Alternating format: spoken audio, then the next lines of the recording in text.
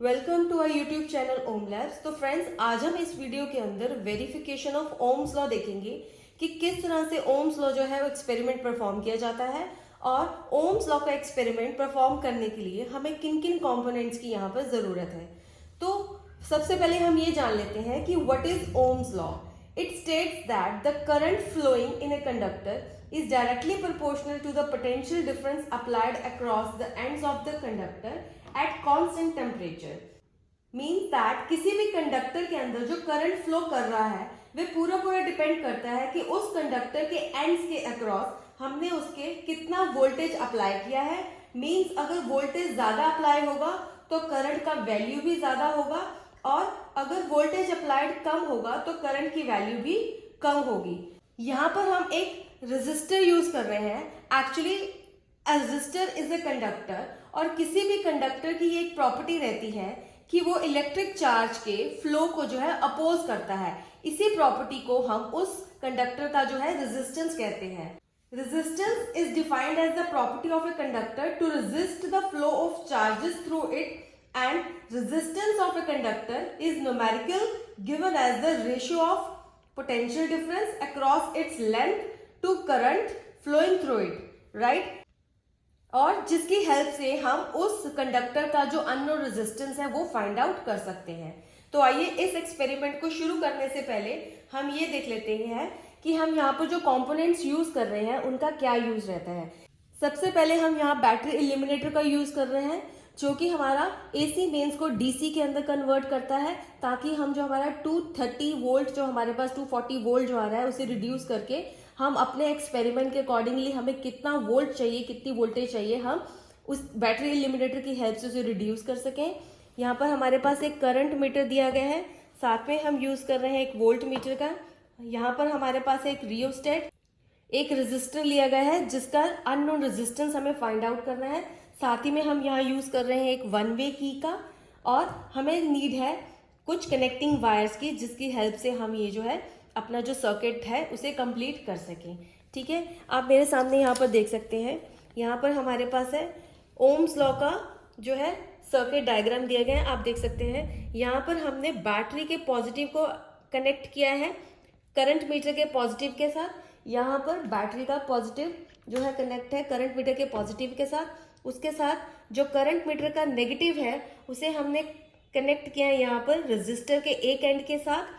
ठीक है, और रेजिस्टर का जो सेकंड एंड है वो यहाँ पर अटैच है इस रियोस्टेट के वन एंड के साथ। और जो रियोस्टेट का अदर एंड है जो उसका वेरिएबल एंड है उसे हमने कनेक्ट किया है वन वे की के साथ। और वन वे की का जो अदर एंड है that is connected to the negative of the battery eliminator. ठीक है, बैटरी एलिमिनेटर के पॉजिटिव में से करंट होता हुआ इस करंट मीटर में आएगा। यहाँ से इसका यहाँ से पास होता हुआ ये इस रेजिस्टर कॉइल के थ्रू जो है वो पास करेगा और वहां से होता हुआ जो करंट है इस रियोस्टेट के थ्रू होता हुआ जो है बैटरी के नेगेटिव की तरफ ये जो है वापस चला जाएगा।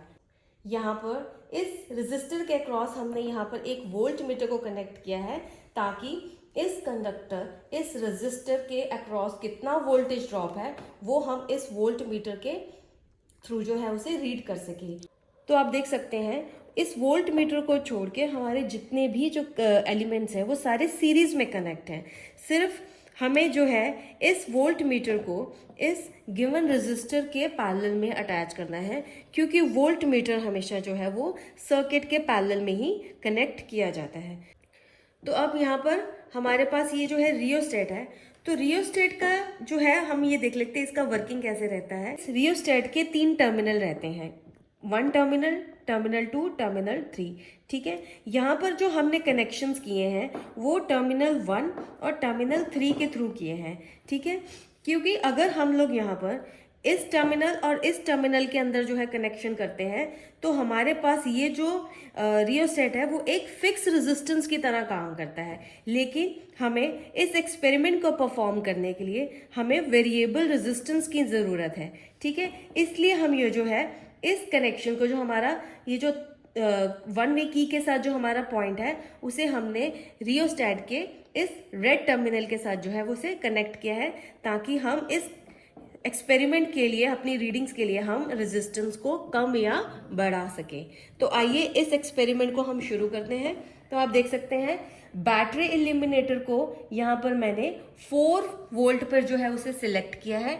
ठीक है, यहाँ पर मैंने उसे 4 वोल्ट पे रखा है। तो आइए बैटरी इल्यूमिनेटर को हम ऑन करते हैं। तो आप देख सकते हैं बैटरी इल्यूमिनेटर को ऑन करते ही हमारे पास कुछ रीडिंग जो है करंट मीटर और वोल्ट मीटर के अंदर जो हमारे पास कुछ रीडिंग आ चुकी है।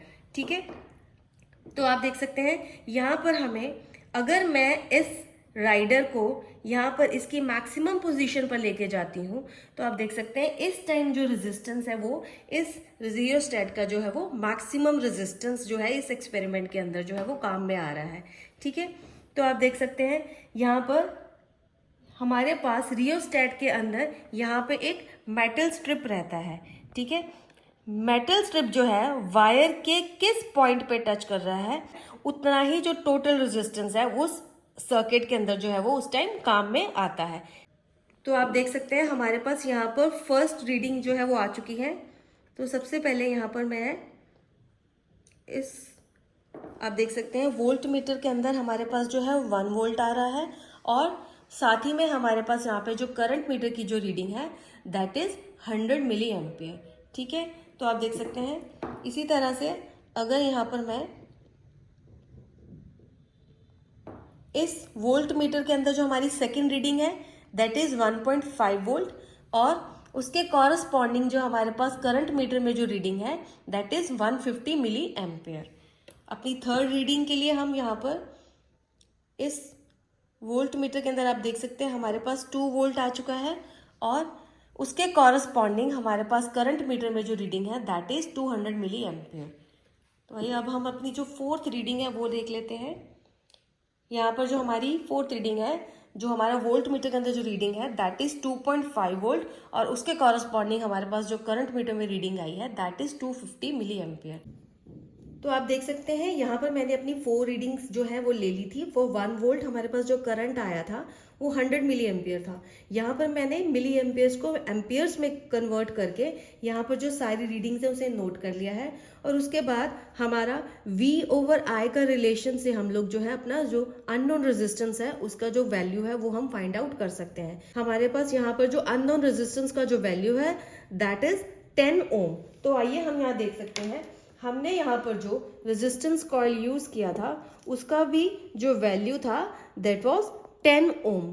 तो इससे आप देख सकते हैं हमारा जो है ओम्स लॉ जो है वो वेरीफाई होता है और जिसकी हेल्प से हम अननोन रेजिस्टेंस का जो वैल्यू है उसे फाइंड आउट कर सकते हैं। तो हम ये देख सकते हैं कि हमारा जो ओम्स लॉ है वो वेरीफाई हो चुका है कि जैसे जैसे हम लोग सर्किट के अंदर जो अपना वोल्टेज का जो है वैल्यू को वोल्टेज इंक्रीज करते हैं हमारे पास जो करंट मीटर की जो रीडिंग है वो भी साथ साथ जो है वो इंक्रीज होती जाती है। Means V is directly proportional to I और जिसकी हेल्प से हम यहाँ पर किसी भी जो रेजिस्टर है उसका जो है अननोन रेजिस्टेंस है उसे फाइंड आउट कर सकते हैं by using Ohm's law. In observations का यूज करते हुए मैंने यहाँ पर VR कैरेक्टरिस्टिक्स जो है वो ड्रॉ किया है।